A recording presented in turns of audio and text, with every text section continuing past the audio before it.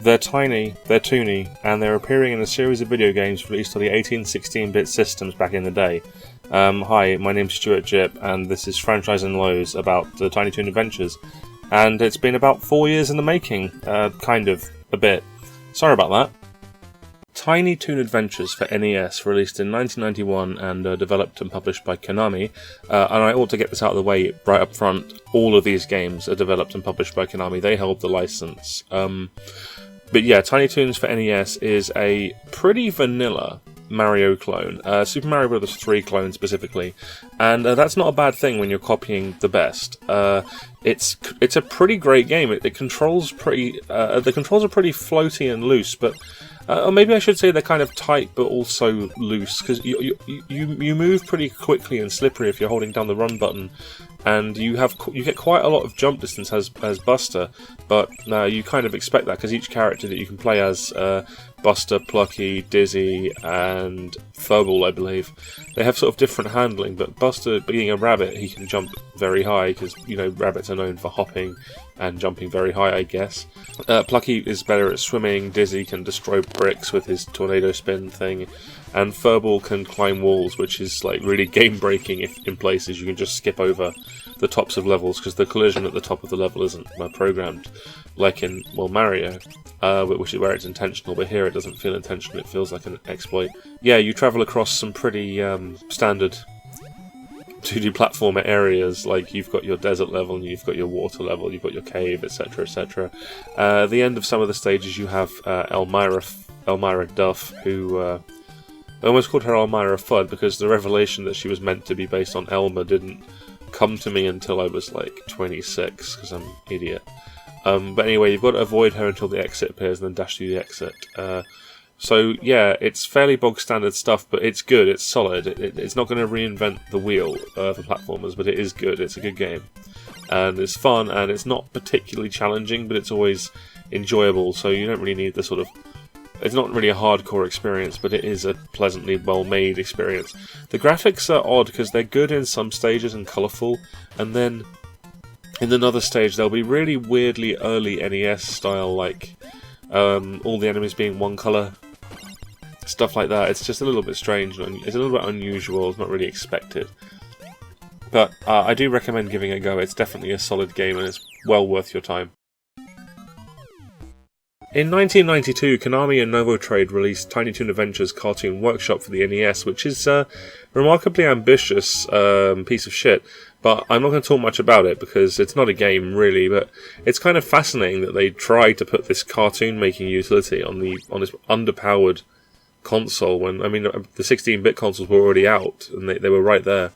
Of course, the 16-bit consoles did get their own TTA games in the end, which I'll talk about shortly, but it's kind of fascinating they opted for the NES for something that just could not be done justice by that system. Also in 92 we got Tiny Toon Adventures Bab's Big Break on the original Nintendo Game Boy.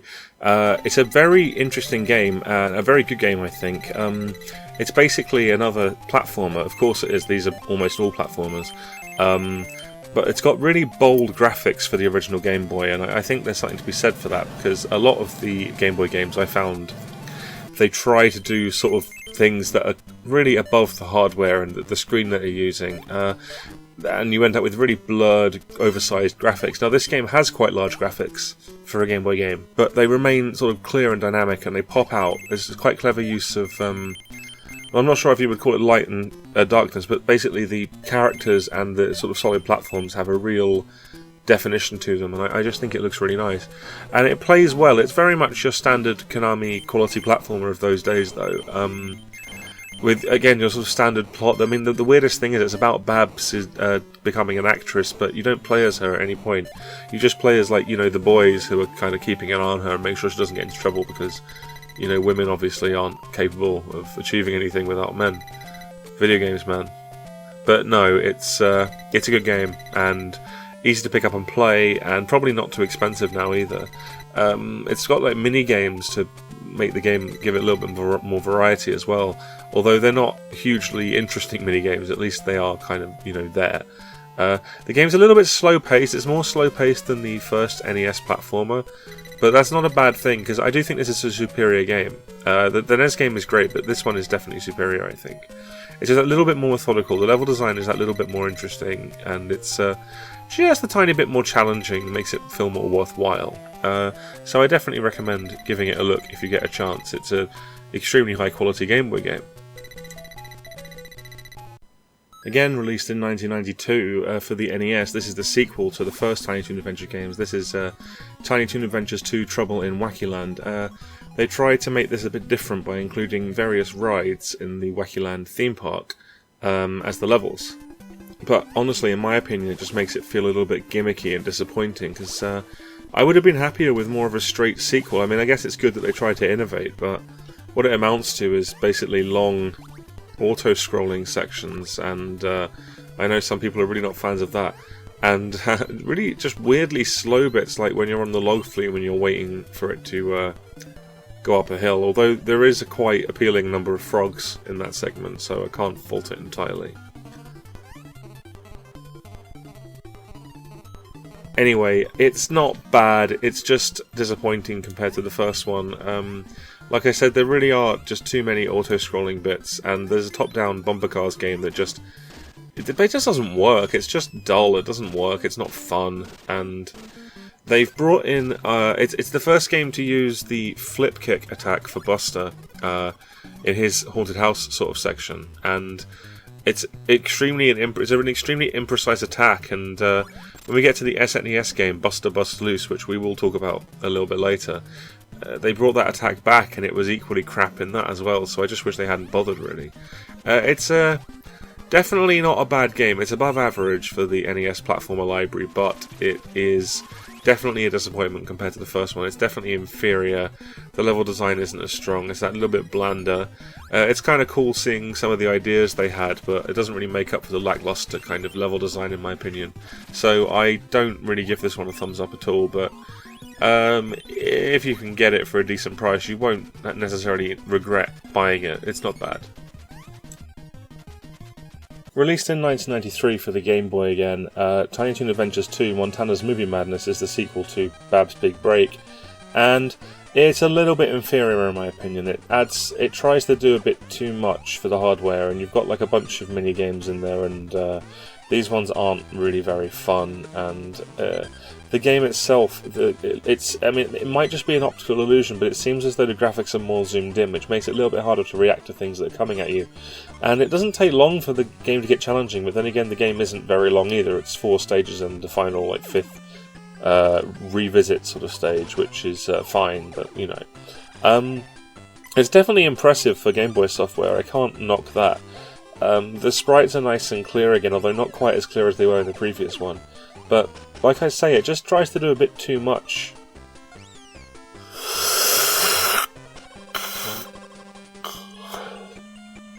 Which leads to some sort of samey and relatively unimpressive moments where the Game Boy hardware is just not really keeping up with what's going on. The graphics are blurry and unclear, and it just doesn't work. Like, visually, it just doesn't work. There's like some stuff that makes no sense, like this boss fight when you're on the back of some horses and there's just... Are they pulling spikes with them? It just doesn't really work. It doesn't work perspective-wise. They just want to do this kind of parallax scrolling trick for the boss, which admittedly is a cool trick, but it doesn't really make sense. And yeah, it's not bad. The premise is pretty cool. You're going through movie sets based on different genres, like Western and like Japanese, where you fight like a kabuki version of Montana Max, which is quite cute. And you've got like a futuristic one, and etc. etc. You get it, this standard sort of things. But it's definitely not a bad game. It also introduced the dash mechanic that comes back in Buster Bust Loose on the SNES, for better or worse, and it's a little bit better implemented in this game, but still not really massively good. It's a little bit of a pain in the arse still, but it's a pretty pacey, pretty enjoyable game. It's definitely not, again, it's definitely not bad, and I feel like I'm saying that about a lot of these, but all these games are basically pretty good, so it's, you know. But as you can see from the footage, you might be able to tell from the footage, this one's a little bit over-ambitious. The zoomed-in view doesn't really do it any favours at all. Released in '93, Tiny Toon Adventures Buster's Hidden Treasure is for the Sega Genesis or Mega Drive system, and Now I know I often come across as a fairly unabashed Mega Drive fanboy, and I do love the Mega Drive, I can't deny that. It's easily the best of the Tiny Toon Adventures games that exists, in my humble opinion. It has not been bettered. And yeah, it's another platform game, and you could call it fairly vanilla in that respect, but it's just really well presented. It's got lovely cartoony graphics. It feels good to play once you get used to the slightly odd jumping. That is to say, if you let go of the jump button, you'll drop like a stone, which is really unusual, to be honest. But you get used to it because it helps you to land on things quite precisely. It's got this nice open world map with multiple routes through it. Well, I say multiple routes. It's more fair to say that there's a couple of secret levels that you can access. There aren't really multiple ways to get through the game. There aren't really any level warps. You can find Go-Go the Dodo to exit each level, and there's sometimes two, basically, and one of them will take you to a different route. So you can go through the game and not play every level, which is quite cool. Although I don't know why you'd want to, because they're all really, really fun. There aren't really any bad, lazy levels in there, I would say. It's an interesting little game. One thing I want to mention is that there's kind of garbage littered all over, which I find quite funny. Like, you'll have a rake and like a set of dentures for some reason, and like a can on the floor, and Buster can interact with them mostly by getting hurt by them or falling over them. I just think it's quite fun and cartoony that this stuff is sitting around. It varies from a sort of standard platformer in a few ways. Like, you can build up a lot of speed in a Sonic sort of way, but it is not really that useful because you move at high speed and you're pretty much definitely going to get hit. So it's more of a methodical game, but you can, if you want to, cut loose and try and speedrun the thing, although you're kind of out of control at max velocity, so there's not really any point. There's tons of climbing and clambering. There's loads of hidden secrets, like entrances to the Wackyland bonus level, which I've always found really fun. The character sprites are just cute as the dickens. The boss fights are kind of breezy and lightly challenging. The whole game is kind of lightly challenging. The last levels are pretty difficult, but by that point you can do it. It's just a wonderful game. One of the sort of unsung Mega Drive classics, in my opinion. It's really just great stuff, and well above the average for a licensed game. It's just great. It's like, for me, it's up there with like Quackshot and Castle of Illusion for just great licensed game. I'd say good use of a license, and it is to that degree, but it's not really that so much like the show. It's just like, again, here's our platform and we put Dizzy Devil in it, basically. And that's fine, because the platformer is quality. And I recommend getting it in as soon as possible. It's really, really good time. You'll enjoy it. 1993's Buster Busts Loose for the Super Nintendo is, I've alluded to it a few times in this video already. Now, because it's a Super Nintendo game, it's difficult to talk about it, because in my experience trawling the internet for retro game coverage, because I'm a big fan of retro games, hence pretty much all my video output, this one is generally regarded as the best one in most of the stuff I've found. Not all of it, but most of it. And that baffles me because it's pretty bad. I mean, it's not terrible. It's playable. I would give it straight 5 out of 10 average, because I think it's got a lot of problems. Really, the main issues for me are just within a basic sort of gameplay. There's a dash mechanic, which is interesting in theory, but in practice is fiddly, and you use it to like run up walls and do high-speed sections, but that usually amounts to instant death. It's like effectively auto-scrolling, because you're forced into this mechanic, and you have to keep collecting these items that improve your dash, and if you miss one at all, you have to restart the section, basically. So, I mean, running up walls will always be cool, there's no one denying that, but I don't really like it in this game. I think Buster's main attack of the flipping kick, which we already saw in the Wackyland one, the NES one, Tiny Toon Adventures 2, it isn't precise. It doesn't really feel good to use. It's not as satisfying as just bopping an enemy on the head, although I guess, it's different, which is nice, but it just feels weird. Now, as for good stuff, the sprites are obviously pretty good, although there's something about Buster himself that looks a bit off to me that I'm just not crazy about, but other than that, they're pretty impressive and chunky. They're not especially cartoony, though. compared with the other games. I would say they're a little bit. Well, I mean, they are cartoony, but they're a little more sort of a little more manga, you know, if that makes sense. And you know, it's not horrible. It's okay. There's a lot of gameplay variation, but that just means it feels a little bit schizophrenic because it's kind of like you've got your standard sort of platformy level, then you've got your Wild West level, which has like a long, difficult auto-scroll section at the end. But it has some nice cinematic stuff, like this collapsing train on a bridge that you go on, which is really, really cool. I can't deny that. But it does feel like an arcade game in that respect, because it's just constantly changing the scene and adding little tricksy little bits that don't really make much sense in terms of mechanics. And it never quite clicks, in my opinion. It always feels a little bit odd and a little bit strange, a little bit off, a little bit not quite there. There's also a really bizarre football level in there where you have to get to the end zone within the time limit, which is very generous. But why is it in there? Like, who thought that was fun at any point in development? Why did nobody go, well, this is shit? I don't get it. It's just not enjoyable. The game is also packaged with about 6 minigames, but they're all pish, and I don't really recommend any of them at all, which is really negative, I know, but I'm making it sound like the worst game ever, but it's not. It's pretty good. I do slightly, like, resent that it's considered superior to the Mega Drive game, which is, like, just blatant. It's just not. It's just a worse game. It's graphically, it's pretty, but it's not pretty, like, consistent with the show. It's just... It looks like a SNES game, you know. It's got that pastel-y look to it. The music's got that synthiness to it that I don't really like. And almost every song in the game is a remix of the Tiny Toons theme, which is, you know, it's a great theme, but do you really want to hear it the entire time that you're playing? Because, I mean, I don't. It's just a sort of gratuitous Mode 7 sort of experience, and it's only 6 levels as well, and if I bought this as a kid for 60 quid or whatever, I would be super pissed off when I finished it in 2 hours or whatever, because it's really easy too. It's really, really easy game. Even though it does have the instant death, that just means you'll die once fairly unavoidably, really, and then you'll be able to do it the next time. So yeah, I can't recommend this one, unfortunately.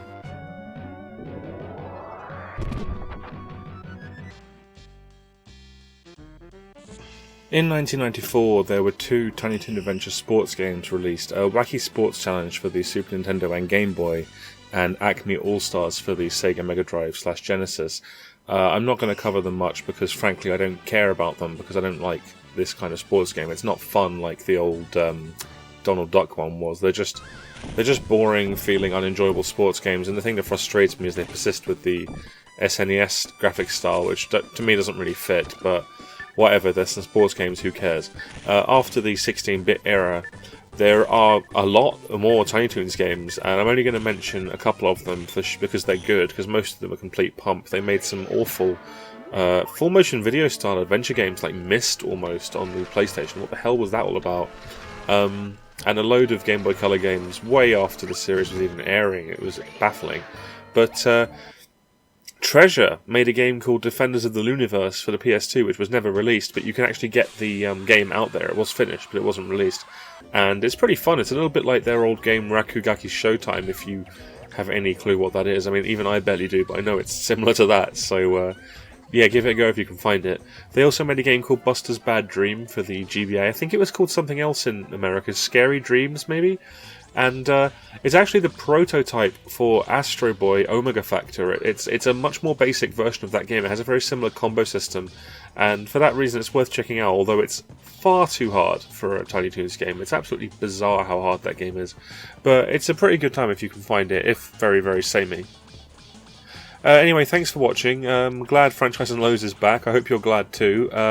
Not quite sure what I'm going to be doing next, but I've got a big short list of ideas. Don't forget to tune into Video World 8 next month, probably towards the end of next month, but I have a lot of ideas for that, so it should be a good episode, hopefully. And keep an eye on the channel for more developments.